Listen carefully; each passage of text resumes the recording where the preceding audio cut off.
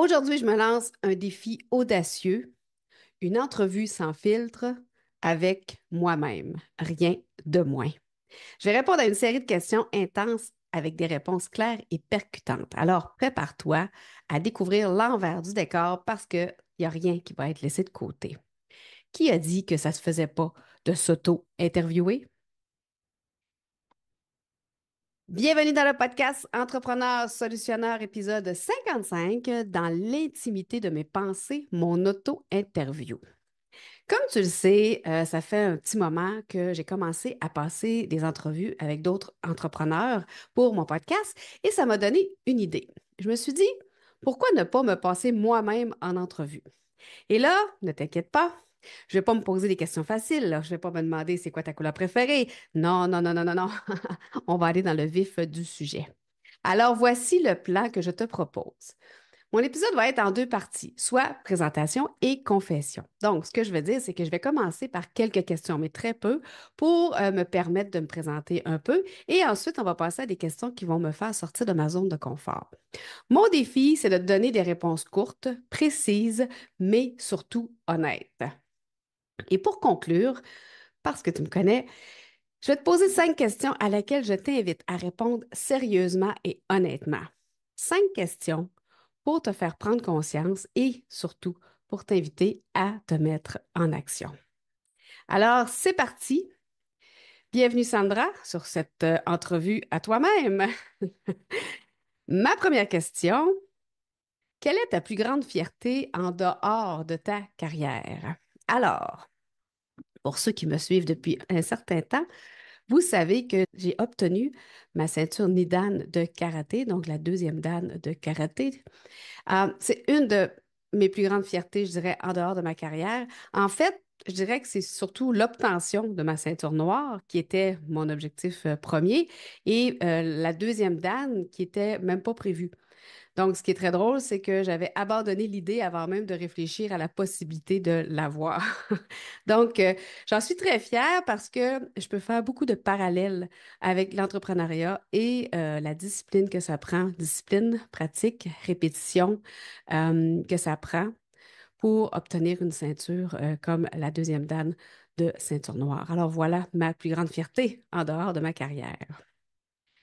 Deuxième question. Quelle qualité chez les autres j'admire le plus? Je dirais qu'une des qualités que j'admire vraiment chez les autres personnes, c'est la résilience. La résilience parce que c'est une qualité que je trouve admirable. Quelqu'un, par exemple, se relever après un échec, après un défi, après un accident, après un, un- un décès, peu importe, et continuer à avancer malgré les difficultés, ça me touche profondément.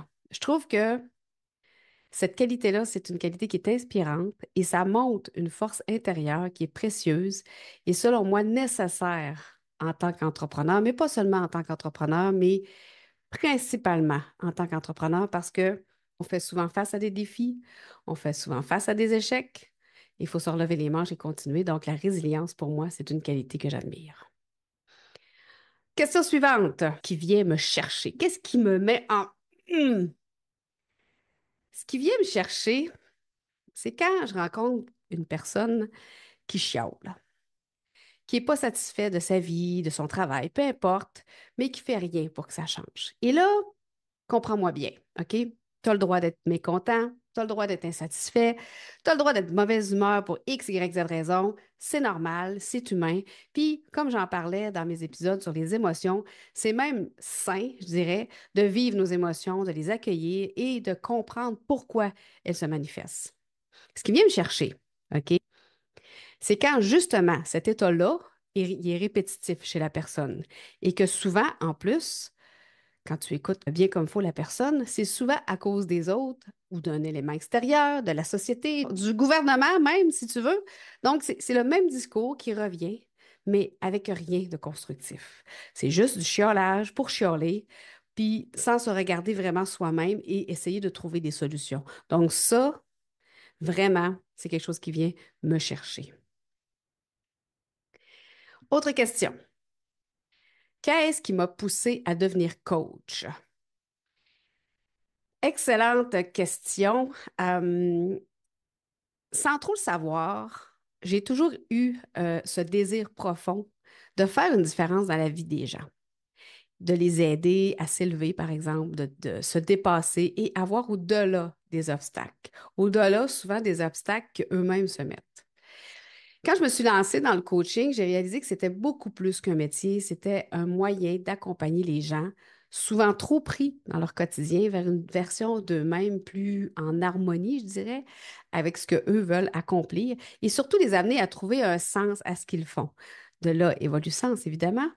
Je sais que j'étais utile avec mes clients. Quand j'étais en informatique, j'étais utile avec mes clients. Je rapportais quelque chose à leur travail, à leur quotidien.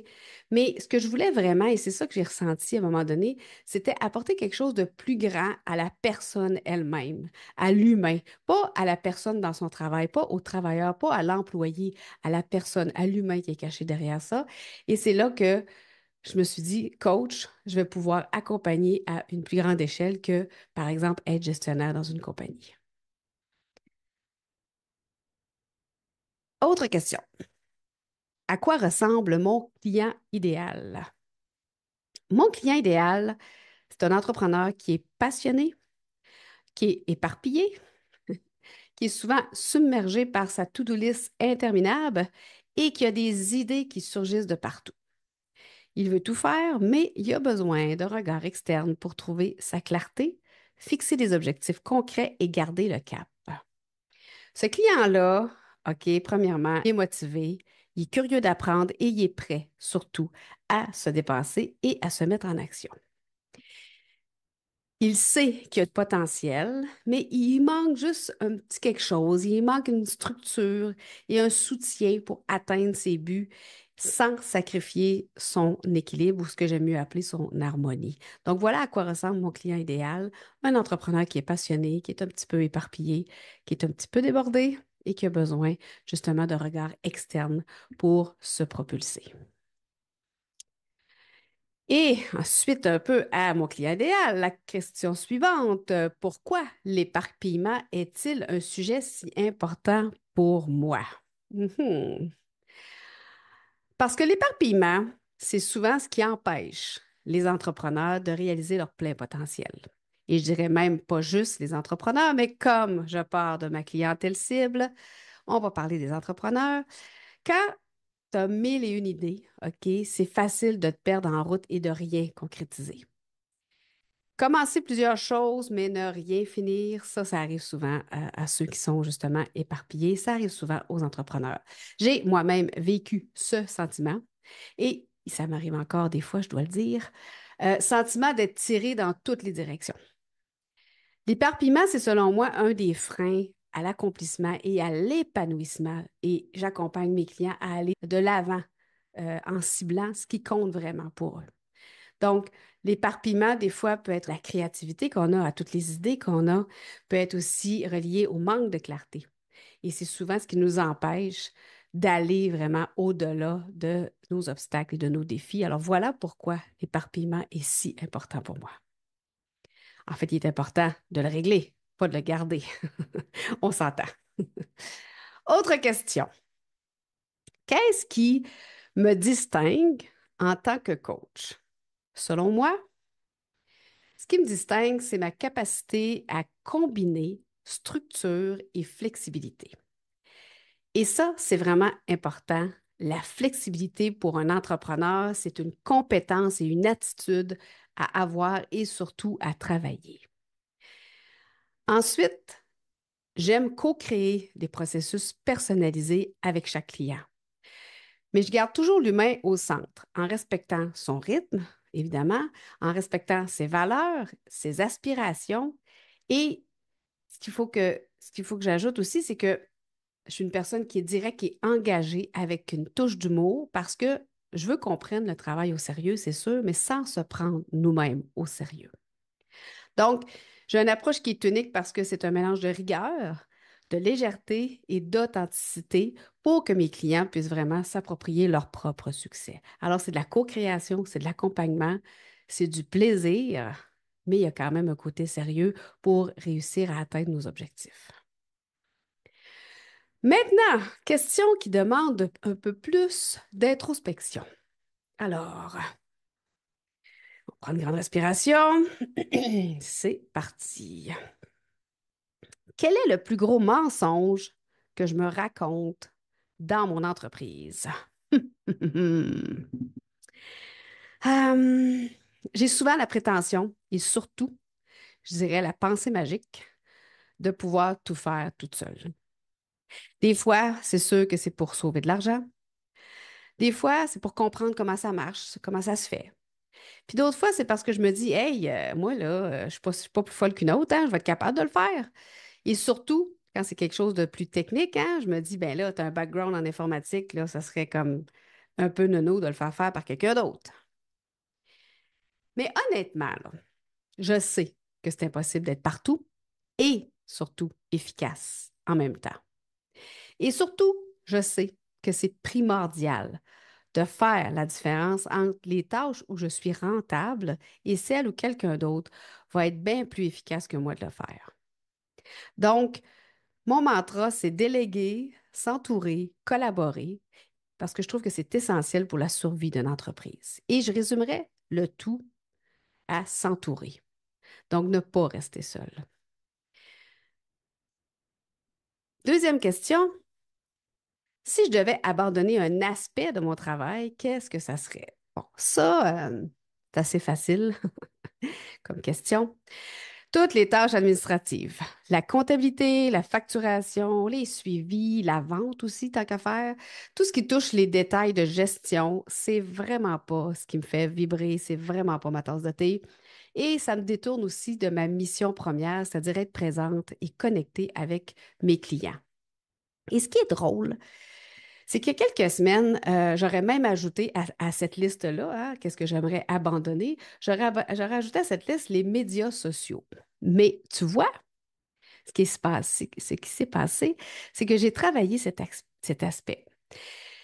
J'ai commencé à regarder différemment ce que j'avais à faire au niveau des médias sociaux et à me dire que c'était essentiel au succès de mon entreprise. Je t'ai déjà parlé d'attitude et là, j'ai comme changé mon regard, j'ai changé mon attitude. J'ai aussi commencé à oser un peu plus, à tester des choses, à laisser aller la perfection aussi, parce que la perfection nous met souvent dans l'inaction. À relever les défis. Ma coach m'a demandé de faire un défi de 30 jours de live et je réalise aujourd'hui que c'est vrai que c'est essentiel dans mon travail et que ça rapporte. Et aujourd'hui, j'ai la discipline de m'occuper de mes médias sociaux parce que, un, je suis restée constante, ce qui m'amène à deux, j'ai des résultats grâce à ma constance. Alors, petite parenthèse pour faire une courte, longue question-réponse. J'abandonnerai toutes les tâches administratives. Ce qui me reste à faire, c'est de changer mon mindset, mais en même temps, euh, comme je l'ai dit, on ne peut pas tout faire. Donc, on ne peut pas tout faire et être efficace partout. Autre question. Quel conseil je donne souvent, OK, mais que j'ai du mal à appliquer moi-même? Ça, c'est une bonne question. Ça, en fait, c'est la question cordonnier mal chaussé que j'aime dire. Parce que c'est toujours plus facile de dire aux autres quoi faire que de le faire soi-même, hein, on s'entend? Donc, avant de répondre à la question, je tiens à te dire que le plus important, c'est d'en être conscient. OK? Donc, oui, je suis consciente que le conseil que je donne souvent, c'est de prendre, que je donne souvent à mes coachés, à mes clients, c'est de prendre des pauses. Je dis souvent à mes clients, c'est important d'arrêter au bout de 30 minutes, 1 heure max, de te lever, de prendre une pause, d'aller te promener, tu sais, de sortir de ton environnement et de revenir pour retourner travailler. Tu vas être plus concentré. Ou bien tu peux au moins couper ta journée en deux, aller marcher, aller prendre l'air. Puis c'est vrai que c'est bon, OK? On va se le dire, c'est vrai que c'est bon. Mais des fois, je me lève le bout du nez, je regarde l'heure, puis là, je me dis, hey, boy, ça fait combien de temps que tu es assis là, toi, là? Fait combien de temps que tu as le nez sur ton écran à faire ce que tu es en train de faire? Ça m'arrive, je dirais, souvent dans un élan de créativité et dans ma menterie, je me dis, je suis productive, je suis productive, je suis productive, alors que je sais très bien que si je me levais, si je prenais une pause, je serais encore plus créative et productive.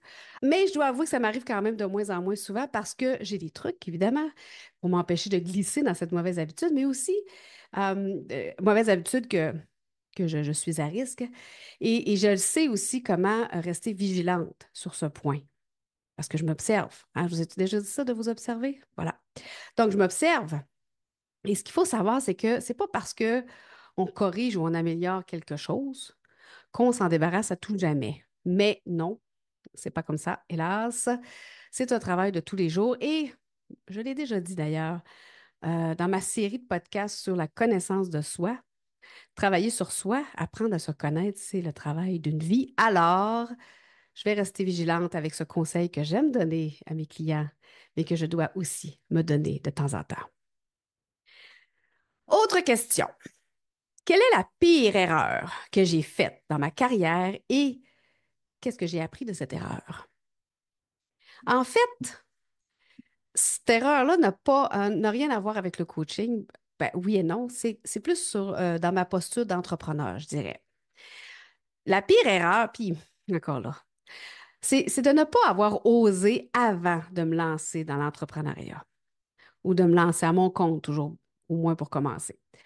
En même temps, tu sais, je ne savais pas si j'allais aimer ça, je ne savais pas si j'allais y trouver mon compte, mais je me suis lancée quand même en mon compte en 2018 et je me dis que j'aurais pu faire ça bien avant si je m'étais fait plus confiance et que je n'étais pas restée bien confortable dans mes pantoufles d'employé. Parce qu'avec un regard, euh, avec du recul, je devrais dire, je me dis, j'aurais vraiment pu partir à mon compte bien avant. Ce que j'ai appris de cette erreur, c'est que tout arrive quand même au bon moment dans la vie et que j'étais peut-être justement pas prête à partir avant comme entrepreneur. Donc, oui, je trouve que c'est une erreur de ne pas l'avoir faite. En fait, l'erreur, c'est de ne pas avoir été curieuse et de me demander si c'était quelque chose de possible pour moi, l'entrepreneuriat.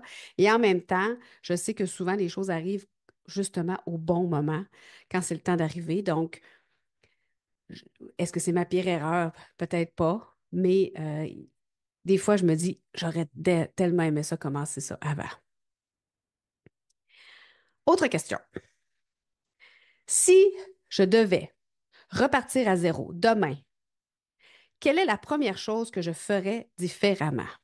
OK. Là, cette question-là, OK, je ne l'aime pas beaucoup. J'aime pas ce genre de questions-là parce que, pour la simple et bonne raison, que je pense que je suis qui je suis grâce ou à cause de ce que j'ai vécu, à cause ou grâce des décisions que j'ai prises et des actions que j'ai faites ou pas. Hein? Mais quand même, je vais jouer le jeu et répondre à la question. Si je devais repartir à zéro, ce que je ferais différemment, il y a deux aspects. Le premier, sans vouloir prêcher pour ma paroisse, je me trouverais plus rapidement le bon coach pour m'accompagner dans ce que je veux vraiment faire et je l'écouterais plus vite aussi. Je m'explique. Dans le sens que des fois, tu sais, on se fait dire, tu devrais faire ça ou tu devrais pas faire ça. Puis là, dans notre tête, on se dit, ouais, ouais, c'est ça, ouais, ouais, OK. Mais moi, je pense que ce serait mieux si je faisais ça ou pas. Tu sais, c'est un peu comme nos parents, tu sais, c'est un peu comme les adultes, les adolescents. Quand on était adolescent, nos parents nous disaient, tu devrais faire ça, tu devrais pas faire ça. Puis qu'est-ce qu'on faisait complètement le contraire? Peut-être que vous vivez ça aussi avec vos enfants. Mais c'est ça, c'est que finalement, je me trouverais la bonne ou le bon coach pour les bonnes parties de ma profession et je mettrais en pratique vraiment ce que la personne me dit. L'autre aspect, c'est plus en lien avec le temps que j'ai consacré au coaching versus mes contrats en informatique quand je faisais les deux à temps plein. Donc, en fait, ce que je veux dire, c'est que je me ferais plus confiance et je mettrais justement plus de place au coaching au lieu de me dire, ben, c'est pas grave, j'ai mon contrat en informatique, c'est pas urgent, j'ai le temps de mettre mes affaires en place, même si c'est pas payant. Mais non, mais non, mais non. Aujourd'hui, je me rends compte que J'aurais dû mieux structurer mon horaire, diminuer plus rapidement le temps que je passais dans mes contrats en informatique pour consacrer plus de temps au coaching parce que c'est ce que j'aime faire. Donc, à l'essentiel, aux bonnes priorités, justement, pour que mon entreprise puisse performer plus rapidement. Autre question. Quelle est la croyance limitante qui m'a le plus retenue et est-ce qu'elle est encore présente? Moi, j'adore parler des croyances avec mes clients. J'adore les entendre, les écouter et dire, ça, c'est une belle petite croyance. Une des croyances qui m'a retenue, c'est je pensais que je devais être parfaite pour inspirer mes clients. En fait, parfaite, c'est peut-être pas le mot parfait. Parfait dans le sens, je dirais, d'invincible ou, tu sais, dans le sens que, mettons, si je travaille l'éparpillement avec mes clients, ben, je devrais pas être éparpillée, OK? Ou je me disais qu'en tant que coach, je pensais que j'avais pas le droit d'être fatiguée, par exemple, ou découragée, ou en crise, pogner les nerfs après quelqu'un. Tu sais, dans le fond, je devais être le modèle de mes clients. Alors qu'en réalité, ben, je suis humaine, je suis un humain, je suis un être humain comme tout le monde, hein, moi aussi. Puis ça m'arrive d'être motivée, ça m'arrive d'être éparpillée, ça m'arrive de courir comme une poule pas de tête. Il y a des jours que je fais comme, mais qu'est-ce que c'est ça cette journée-là? Euh, la différence aujourd'hui, c'est que je suis de plus en plus consciente, je m'observe et je détecte plus rapidement mes pièges. J'ai des outils aussi pour passer au travers ces moments-là. Mais cette croyance-là, elle est encore là à quelques moments, mais je la garde sous contrôle et je me rappelle que aussi que ma vulnérabilité et mes imperfections font aussi partie de ce qui me rend authentique. Donc, j'accepte un peu plus de me dire, j'ai besoin d'aide, j'ai besoin de quelqu'un, par exemple. Je suis fatiguée, j'ai besoin d'une pause, j'ai besoin de me reposer. Ça se peut que je sois malade aussi. Et ça se peut qu'aujourd'hui, ben, ça va pas du tout. C'est une journée, ça va pas du tout.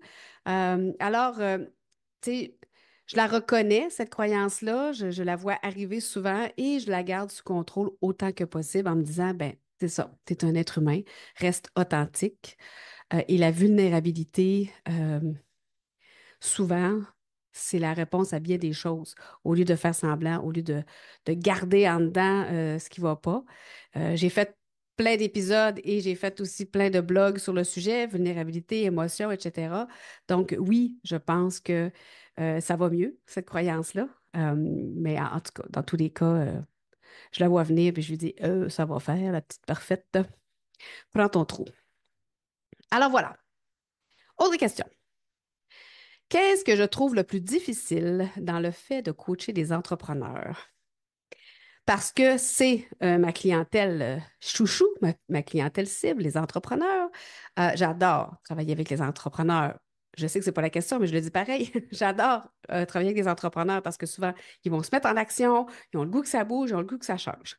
Mais ce que je trouve difficile, c'est de voir certains entrepreneurs s'enfermer dans des excuses ou éviter de se mettre justement en action, malgré tout le potentiel que moi, je vois en eux. Parce que je les vois aller, je vois de quoi ils sont capables.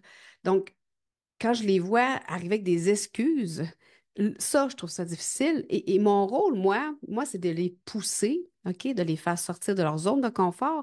Mais parfois, je dois accepter qu'ils ne sont pas prêts, qu'ils ne sont pas rendus là. Alors, ou ben non, ou ils pensent qu'eux ne sont pas prêts. Moi, je pense qu'ils le sont, mais pas eux. Donc, des fois, ça leur manque juste une petite poussée. Donc, faut que je revienne sur la question. Il faut que je revienne, par exemple, sur le point en question, l'élément. Mais dans le fond, ce qui est important pour moi, le défi, c'est de ne pas vouloir plus que mon client. Ça, c'est mon défi à moi, sans toutefois le laisser faire du surplace juste parce qu'il est confortable dans son surplace. Il est dans sa boîte puis il est bien là-dedans. Donc, mon objectif, moi, mon défi, pas mon défi, mon objectif, ma mission, c'est de le sortir de là, de le mettre en action, mais je dois accepter des fois qu'il n'est pas prêt à se mettre en action tout de suite. Et c'est ça, c'est là qu'il y a des excuses qui vont sortir. Donc, pour résumer, Je dirais que le plus difficile, c'est de trouver le bon dosage pour certaines personnes. Moi, je pense qu'ils sont capables, mais eux sont peut-être pas prêts à justement se lancer. Qu'est-ce qui me fait peur dans le fait d'être sous les projecteurs et de m'exposer? Donc, j'ai parlé tantôt que dans la liste des choses que j'aurais éliminées il y a quelques semaines, c'était les médias sociaux. Alors là, je me suis mis beaucoup plus sur les médias sociaux. Et à cette question-là, souvent, les gens, qu'est-ce qu'ils vont répondre? C'est le jugement. Moi, ce qui me dérange, c'est moins le jugement que le fait de devoir constamment me montrer. J'aime, j'aime ça garder une part de moi privée et le fait de me dévoiler en continu, même si c'est pour inspirer ou guider les autres, ça peut parfois me sembler un peu envahissant. Donc, pour moi, c'est comme un équilibre délicat à trouver entre être présent, être présente pour mon audience et garder un espace personnel qui, pour moi, est très précieux. Alors, ce qui me fait peur, je dirais, d'être sous les projecteurs, c'est plus que on rentre un peu trop dans ma vie privée et que les gens autour de moi qui n'ont rien demandé soient exposés. Je dirais que c'est un peu plus ça, ma peur. Si je reviens au jugement, sincèrement, en fait, il faudrait que je creuse la question, mais sincèrement, je me dis que ça ne m'appartient pas ce que les autres pensent. Si quelqu'un proche de moi, enfin, je présume, là, si quelqu'un proche de moi a quelque chose à dire, je pense qu'il va trouver une façon honnête et bienveillante de me le dire. Si je fais quelque chose qui dérange ou je sais pas, qui aime pas, il a le droit de pas aimer aussi, tu sais. Puis, si c'est une personne que je connais pas, ben, soit la personne me juge sur une partie et non sur l'ensemble, soit j'ai touché une corde sensible, puis là, ben, ça lui appartient vraiment à cette personne-là de comprendre pourquoi ce que je dis ou ce que je fais vient la chercher, ou soit elle n'a pas d'autre chose à faire de mieux, tu sais, tout simplement. Donc, dans tous les cas, souvent, il y a un manque de contexte d'une part et d'autre, hein, d'ailleurs, là. Et faire une fixation sur le jugement que quelqu'un a envers moi, c'est juste une perte de temps et d'énergie. Donc, moi, je me dis tout le temps, si tu n'aimes pas ce que je fais ou si tu n'aimes pas ce que je dis, tu as juste à changer de poste. Va-t'en, c'est tout, that's it. Voilà. Autre question? Si je donnais un seul mot pour décrire mon entreprise dans 5 ans, quel mot je choisirais et pourquoi? Ça, c'est une très bonne question. Il y a plein de mots qui pop, mais il y en a un particulier que j'aime, c'est le mot impact. Parce que mon rêve, c'est que mon travail fasse une vraie différence dans la vie des entrepreneurs en les aidant, en les accompagnant à trouver l'harmonie dans leur vie et à atteindre leur objectif avec plaisir et liberté. Donc, je dirais que c'est vraiment le mot impact que j'aimerais qu'il ressorte dans 5 ans en parlant de mon entreprise. Voilà l'impact que Sandra a fait sur mon entreprise, sur moi en tant que personne. Dernière question. À quel moment est-ce que j'ai envisagé d'abandonner et qu'est-ce que j'ai fait pour continuer? Et là, vous allez trouver ma réponse peut-être plate ou un peu drôle. J'ai pas encore vraiment eu envie d'abandonner. OK? S'il y a une qualité qu'on peut me donner, c'est la persévérance.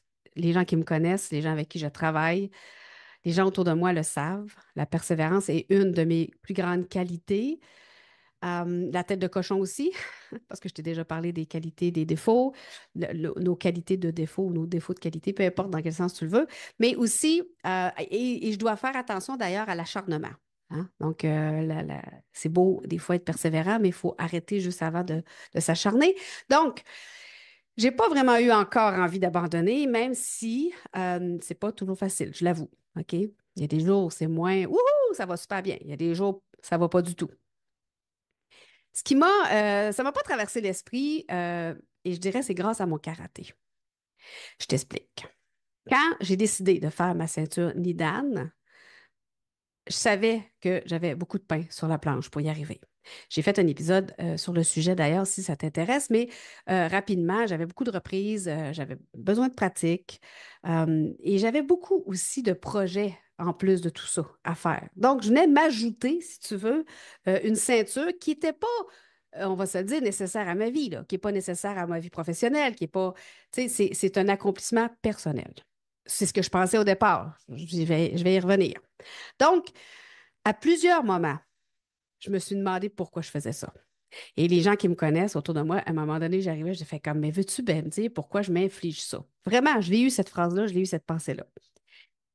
Et là, oui, oui, j'ai eu le goût d'abandonner. Tu sais, des fois, dans ma tête, tout seul, avec moi-même, je me disais, hey, il me semble que si je me blessais, là, j'aurais une bonne raison d'abandonner. C'est grave quand on y pense, là. Mais c'est vrai, des fois, on a tellement comme l'impression qu'on n'y arrivera pas que toutes les raisons sont bonnes, tu sais, pour abandonner. Mais je te l'ai déjà dit là, dans un autre épisode de podcast et même dans des vidéos, j'ai une tête de cochon. OK? Puis je viens de te le dire il y a quelques secondes, moi, j'ai une tête de cochon. Fait que j'ai continué. Grâce, dans ce cas-ci, à ma tête de cochon. De cochon. Donc, j'ai persévéré. Et quand j'ai fait mon examen final, j'ai réalisé à quel point le chemin pour s'y rendre était beaucoup plus difficile que l'objectif en soi. Et surtout, j'ai réalisé que l'inconfort, c'est temporaire, mais que la réussite, elle, est là pour rester. Alors, le plus important de ma ceinture de karaté, c'est pas la ceinture en soi, c'est pas le diplôme que j'ai eu, c'est le chemin que j'ai traversé pour y arriver. Et ce chemin-là, ce que je fais, c'est que je le garde en tête justement dans les moments où j'aurais le goût de justement tout sacrer ça là. Alors, petite parenthèse, OK? J'ai des clients, là, je vais faire un lien avec ce que je viens de dire. J'ai des clients qui ont réussi des exploits sportifs qui n'auraient jamais pensé réaliser, OK? Que ce soit un certain nombre de kilomètres de course alors qu'ils n'avaient jamais couru, par exemple, que ce soit un demi-marathon ou un marathon, peu importe, OK? L'exploit en soi n'est pas important. Ce qui ressort, par contre, de chacune de ces expériences-là, c'est le lien entre cette réussite-là et l'entrepreneuriat.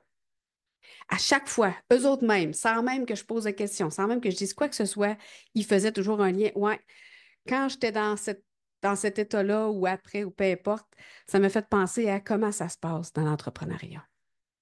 Puis là, je me dis que, puis là, ce que je veux dire, c'est que je te dis pas que tu dois aller faire un marathon demain matin, OK, pour comprendre ce que je te dis là. Par contre, ce que je veux que tu retiennes, c'est que essaie de te souvenir d'une fois où tu as réussi quelque chose que tu pensais pas réussir. Ça peut être sportif ou pas, on s'en fout. Peu importe c'est quoi, OK? Ce qui est important, c'est que tu étais fier de toi. OK? Tu as réalisé à un moment donné un projet, quelque chose. Tu as réussi quelque chose que tu pensais pas réussir. OK? Ensuite, demande-toi comment ça s'est passé l'atteinte de cette réussite-là. C'est quoi le chemin? C'est quoi le chemin que tu as pris? C'est quoi le processus que tu as mis en place? C'est quoi les étapes que tu as franchies? C'est quoi les pensées que tu avais? Comment tu t'es senti? Qu'est-ce que tu as fait? Qu'est-ce que tu t'es dit intérieurement? Bref, essaye de décrire le plus clairement possible toutes les étapes, autant les faciles que les plus difficiles. Puis surtout, comment tu t'es senti une fois que le tout a été réalisé? Donc, essaye de faire ça à tête reposée, de penser à un événement, à quelque chose qui s'est passé, que tu as réalisé, que tu craignais, tu te disais, oh mon Dieu, j'y arriverai pas, et que finalement, ça s'est passé. Donc, passe à toutes les étapes pour y arriver et garde tout ça précieusement et utilise-le au besoin. C'est dans ce sens-là que je trouve que c'est un beau lien avec, en tant qu'entrepreneur, mais même en tant que travailleur, en tant que n'importe quoi, quand tu vis une période plus difficile, reviens à ce moment-là que tu vas te créer toi-même, hein. Je t'invite vraiment à créer ce moment-là. Reviens à ce moment-là et remets-toi dans l'état de ce moment-là. Revis qu'est-ce qui s'est passé, ce que tu as fait, comment tu es arrivé au bout de tes peines, comme on dit, et ça va te servir dans le futur. Voilà, c'était mes questions et comme promis, en conclusion, à mon tour de te poser 5 questions. La première, Quel a été le déclic qui t'a fait choisir ta carrière présentement? Cette question-là est importante parce que c'est une façon de dévoiler un moment clé, OK, de ton parcours. Et c'est surtout une question intéressante pour solidifier ton pourquoi. Alors, réfléchis bien à quel a été le déclic qui a fait que tu as choisi ce que tu fais maintenant. Deuxième question, c'est quoi, toi, le plus gros mensonge que tu te racontes dans ton travail ou dans ta vie? Hein? Parce que des fois, pas juste au travail qu'on se compte des menteries, c'est dans la vie. Et cette question-là est parfaite pour t'encourager à être authentique et à t'amener un peu plus dans l'introspection. Alors, c'est quoi, toi, ton plus gros mensonge que tu te racontes, autant professionnel que personnel? Troisième question. Quel conseil, toi, donnes-tu souvent aux autres, mais que tu n'appliques pas vraiment à toi-même? Donc, c'est quoi ton conseil cordonnier mal chaussé? Évidemment, cette question-là, ça va te permettre de prendre conscience qu'il y a des choses qui sont plus, justement, faciles à dire qu'à faire, OK? Mais aussi, c'est une belle façon de détecter nos petites manies, nos petits travers, nos petites mauvaises habitudes et par la suite de décider quoi en faire. Alors, c'est quoi, toi, le conseil que tu aimes bien donner, que tu aimes bien propager, mais quand c'est le temps de l'appliquer toi-même, c'est une autre histoire. Quatrième question. Quelle croyance limitante, évidemment, t'as le plus retenu cette année, hein? Et qu'est-ce que tu pourrais faire pour la surmonter? Et j'ajouterais même ce qui pourrait t'aider pour l'année prochaine. Donc, c'est quelle croyance, selon toi, la plus limitante qui t'a justement retenu cette année dans certains aspects? Et qu'est-ce que tu pourrais faire pour la surmonter et aller au-delà de cette croyance-là l'année prochaine? J'ai fait d'ailleurs un épisode sur les croyances et je pense bien revenir sur ce sujet-là parce que euh, quand on met le doigt sur une croyance limitante, surtout limitante, hein, on s'entend, on découvre des opportunités manquées, mais aussi on découvre des réponses à nos peurs, à nos hésitations, à nos blocages, à tout ce qui nous empêche souvent d'être, tout simplement. Alors, quelle croyance, selon toi, t'as limité cette année? Quelle croyance limitante t'as retenue, t'as empêché de? Et qu'est-ce que tu pourrais faire pour justement passer par-dessus l'année prochaine? Et dernière question, ma préférée. Donc, qu'est-ce qui te ferait vibrer l'année prochaine? En fait, peu importe quand tu écoutes l'épisode, là, qu'est-ce qui te ferait vibrer pour la prochaine année si tu osais le faire malgré la peur, malgré le doute, malgré le risque, souvent qu'on s'imagine? Alors, qu'est-ce qui te ferait vibrer, propulser, aller plus loin si tu osais le faire? Voilà ce qui met fin à cet épisode que j'espère que tu as apprécié. Et je te lance un défi. Envoie-moi la réponse à une ou à plusieurs questions, aux 5 questions même, si t'es game, comme on dit, aux 5 questions que je viens de te poser, que je te répète rapidement. Quel a été le déclic qui t'a fait choisir ta carrière, ton emploi actuel? C'est quoi le plus gros mensonge que tu te racontes, autant professionnel que personnel? Quel conseil tu donnes aux autres, mais que tu as bien de la misère à mettre en place? Quelle croyance limitante t'as le plus retenu cette année? Et qu'est-ce que tu pourrais faire pour la surmonter? Et dernière question, qu'est-ce qui te ferait vibrer l'année prochaine ou pour la prochaine année ou pour les prochains mois si tu osais le faire, malgré la peur, malgré le doute, malgré le risque? Tu peux répondre via l'infolette qui t'a amené à écouter ce podcast ou tu peux m'envoyer un courriel à l'adresse suivante, Sandra à commercial evolucence.ca. Donc Sandra, S-A-N-D-R-A, à commercial evolucens.ca. Sinon, tu viens me chercher sur les médias sociaux et on en jase. Alors, bonne semaine et surtout, bonne introspection.